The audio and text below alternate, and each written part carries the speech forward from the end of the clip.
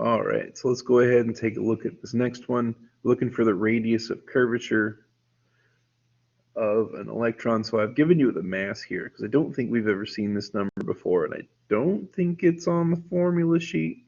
So I just built it into the question itself. I give you a velocity for how it's moving, and I give you a magnetic field.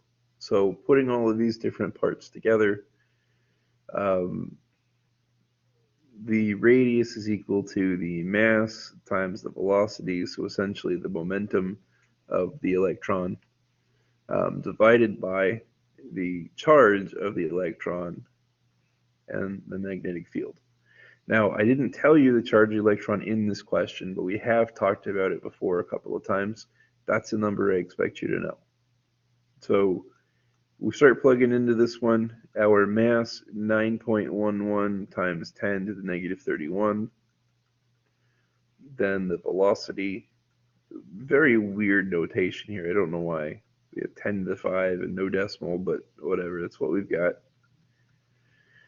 Then the charge of the electron, you need to remember or find on your formula sheet that that's 1.6 times 10 to the negative 19. Then the magnetic field given here, a little over a half a Tesla, which, believe it or not, is actually a very large magnetic field.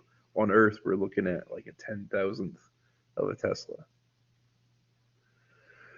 Okay, and it's really weird the way that it works out. Again, it relates to the odd units that are built into Tesla, but as it turns out, Tesla is going to cancel almost everything and it's going to leave meters.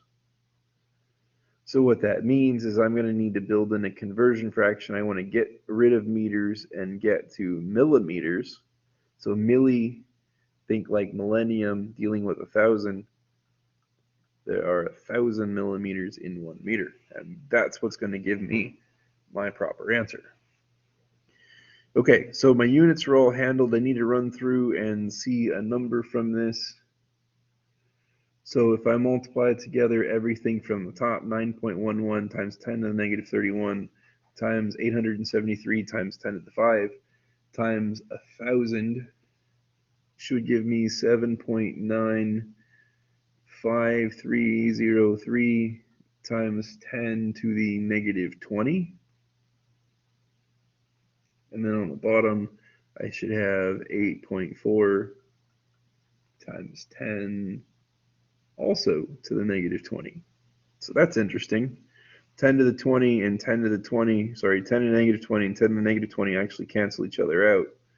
So now dividing these, but millimeters because we canceled from here and here. It's less than 1, so we'll go 4 decimal places, 0.9468. It's right about 1 millimeter.